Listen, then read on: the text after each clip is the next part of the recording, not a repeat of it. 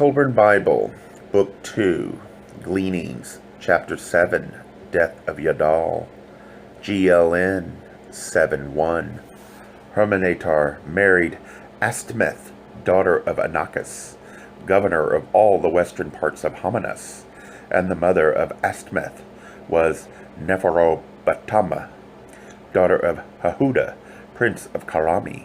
In those days, Dadi, daughter of Samshu, king of all the lands to the north, even to the land of everlasting night, ruled all the eastern parts of Hamanus, and of all women she was the most beautiful. GLN 7:2. Now as time passed, Hermenetar grew rich. He built himself a great house of cedar wood, and had many servants and concubines. In these the days of his greatness, he forgot the teachings of Nintursu, and the great key lay hidden, for the hours of his days were filled with worldly matters. GLN 7:3. The overseer of Hermenetar's cornfields was Noaman, a man of Loza, a man whose word was not worth an obol of sand, for he falsified the measure. Therefore fingers were removed from him, and he was driven forth out of the lands of Hermenetar, and he became the servant of one Sabator. This Sabator dwelt on the road to Melachim, outside the city of Kathim, where Dadi ruled, and Dadi was a great queen. GLN 7:4. In the days when men came to Kathim and Lodar to buy and sell before the feast, when new milled corn was offered to the bull of Yahanna, Hermenetar went up into the city of Kathim to pay his tribute. GLN 7:5. Now Gila-Meshor, the king, had died because of the thing hidden in an earthenware box, and the new king, wishing to know where he stood with the gods, sent for wise men, who threw bundles of cedar wood before him.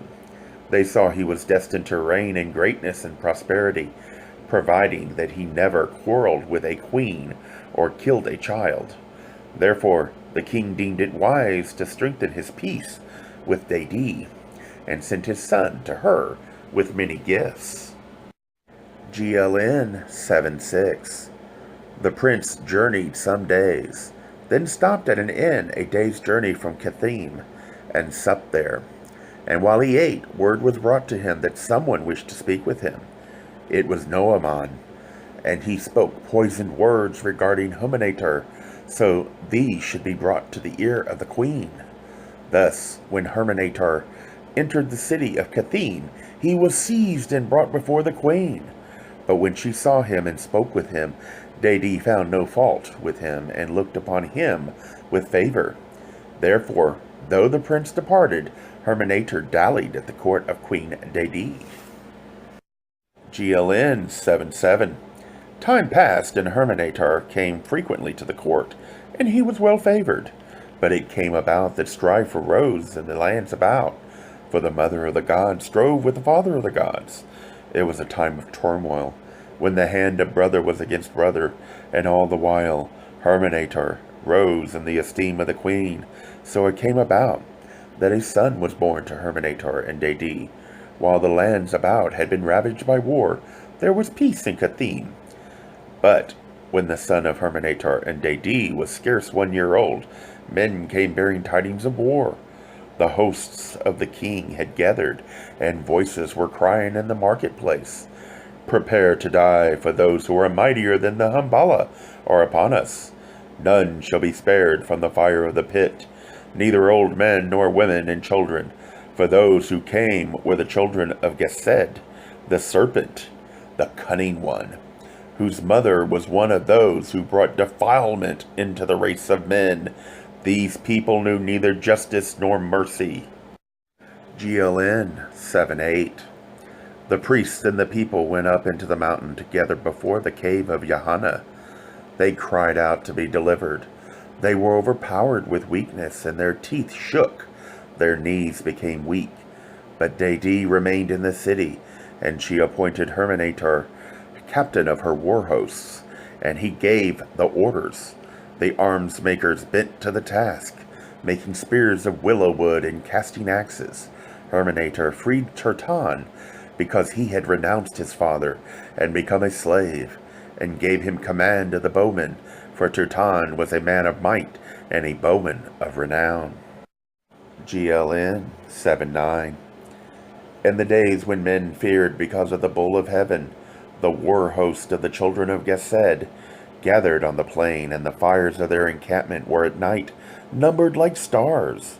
The men of Herminator encamped against them, and when he led the war hosts of Queen Dede out in the morning light, the men of blood faced one another. Turtin, the bowman, had been made a war captain, and he went out before the host of Dede to see how those who stood against them were arrayed. When he returned, he spoke thus to Herminator: Behold, my lord, great is the host of the children of Gesed, and well set in their order of battle. Behold the long-limbed spearmen. Kamai, the mighty, far famed among men, leads them. See the powerful bowmen, whose wide-ranging arrows speed from behind tall shields, which stand before them. What has Homez failed to teach these people? Behold the hosts of the Husigin, who are with them, led by Acneem of the firm standard. See to their left the spearmen of ever-mighty Marduka. They stand firm in line. They are like the point of a nail, ready to thrust inward. See, already the horns of the bull spread out for the encircling clash. Slingers already harass our foreguard, while bowmen sting us on either side. GLN 7-10. Still, let us take heart. Have we not, ourselves, many mighty men ready to give their life's blood for you? Are they not all armed with every kind of weapon and masters of war? There are far-throwing slingers and keen-eyed bowmen. There is tall Lugal, with flashing weapons of fire. Yet we can number our host, while the numbers of those who stand against us seem countless as the sands. GLN 7-11. Then Herminator raised his voice, calling upon his men to stand firm-footed in line to await the clash and bear up before it. He said, Think of your duty, and do not waver before the thrust. To step back in battle is to step back from manhood. To take flight would cause men to tell of your dishonor, now and in the days to come. And to an honorable man, the disgrace of dishonor is worse than death itself. If any of you run, the staunch ones who stood firm will say, You have fled the battle through fear. And your comrades who expected your support will treat your name with scorn. Those who stand against us on the field of blood will speak of you with contempt and derision. They will mock your courage, and for a true man there can be no more shameful fate. GLN 7-12. Then, to encourage those who were faint-hearted, Herminator sounded the loud, thunderous war cry. It resounded like the roar of 10 bulls. Then he caused his companion of the shield to blow the far-sounding war horn. After this came a rolling boom of war drums, the ringing sound of clashing cymbals, the loud shrilling of trumpets, and even louder trumpets filled the sky above with thunder. GLN 7-13. Turton of the powerful bow and Lagal of the bright weapons prepared their men to meet the clash. The war hosts drew closer, and the flight of arrows and sling stones began, followed by the hurling of flight spears. Heaven and earth trembled under the fearful sound of war cries and the clamor of war horns. Even the hearts of stout fighting men shook before they commanded themselves. Yet those with Herminator stood firm, eager for the clash, and saying, Let us smite those who come full of fight and fury to do the evil will of their dark king. GLN 7-14. Now I and Chetty stood behind the slinger's wall. My limbs trembled and my mouth was dry. My tongue craved for water. My scalp moved in fear, and my hands loosened their grip through moisture. My heart thumped in confusion, and I saw a mist of redness before my eyes. For this was my first battle, and I was but a youth. Beside me stood Yadol, the wild, tender man, and he said, I see no gladness in victory, if victory be granted. I crave no kingdom that I may rule over other men. What would be its pleasures to one such as I? For what do men slay one another? Which man seeks spoil and its pleasure, and which man the joys of life? Against us stand men of living flesh and blood, men who have mothers and wives, men who have children, men who are good, even if those who lead them are evil. These good men I have no wish to slay. Better would it be were I to be slain myself. Not a man will I slay with these hands, not even for the kingdom of the three spheres would I do it, much less an earthly kingdom. Where those who stand against us, all men of evil, it would perhaps be a good deed to slay them, but in the clash of war, the good slay the good, and the evil ones live safely behind the shields. GLN 7:15. And we slay men made in our own likeness, brother beings. What peace shall we henceforth enjoy in our hearts? Will we not the memory make our hearts heavy, so that life becomes an unbearable burden? Even if there are others among these great war hosts who are so overcome with greed for spoil that they see no evil in the slaying of men, shall we not withhold our blows from this awful deed of blood? GLN 7:16. O doom of darkness, O day of sorrows, what evil has moved the hearts of rulers, that men be slain in thousands for the gain of treasure and the rule of an earthly kingdom? What do we have on this field of blood, we who are men of peace and goodwill? Better by far that I stood unarmed, my breast bared, unresisting, and let them slay me, that I may lay in my own innocent blood. Thus spoke Yadol as the clash drew nigh, but only I and Chetty heard him. GLN 7:17. Then the lunge and thrust was upon us, and I heard another voice beside me, that of my uncle, Herminator, who was there, red sword in hand. The press of the foe drew back, and in the lull, Herminator stood beside Yadol, the companion of his wanderings, and placed a hand on his shoulder in compassion. For Yadol was a man without fear, a man of more courage than Enchetti. On the field of battle, the craven-hearted are truly separated from the men of peace and goodwill. GLN 7:18. The foe swept upon the thinning ranks again. They came like waves, breaking upon a beach. They swept in, then sullenly, tardily, they rolled back, only to reform and crash again.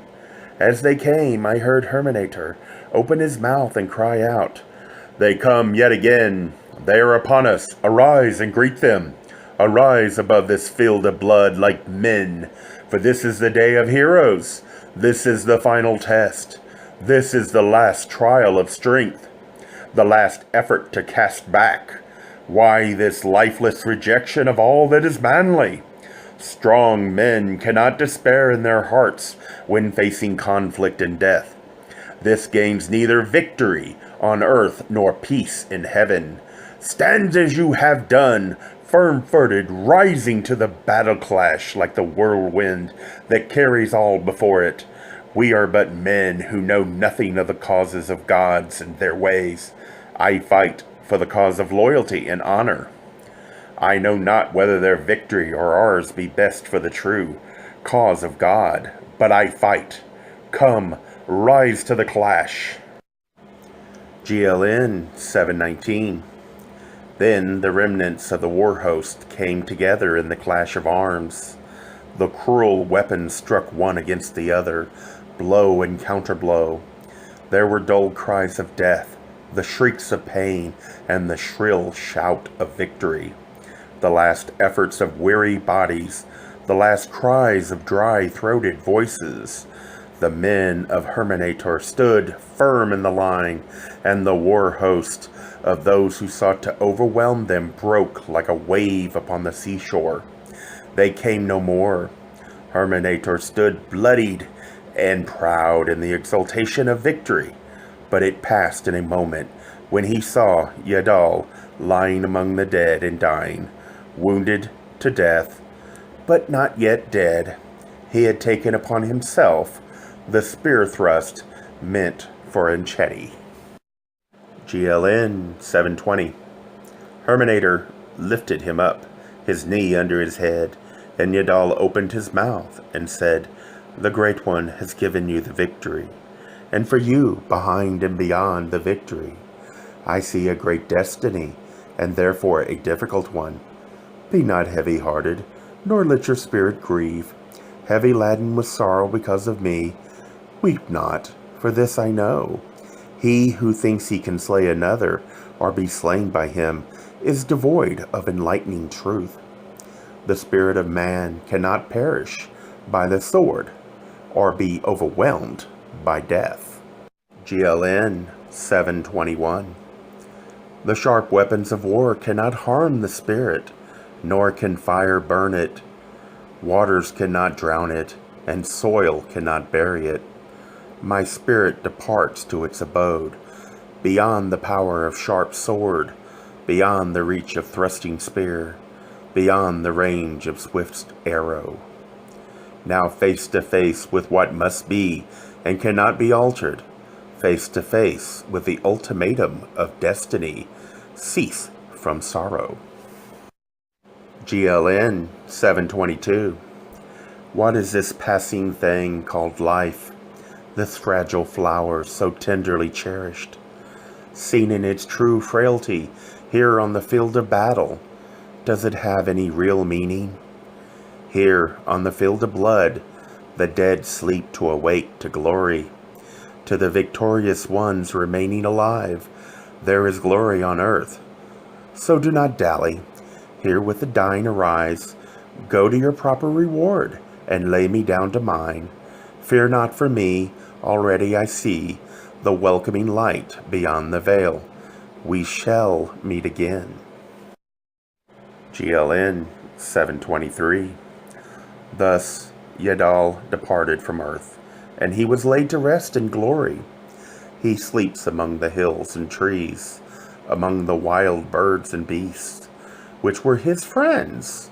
These words are cut on his tomb.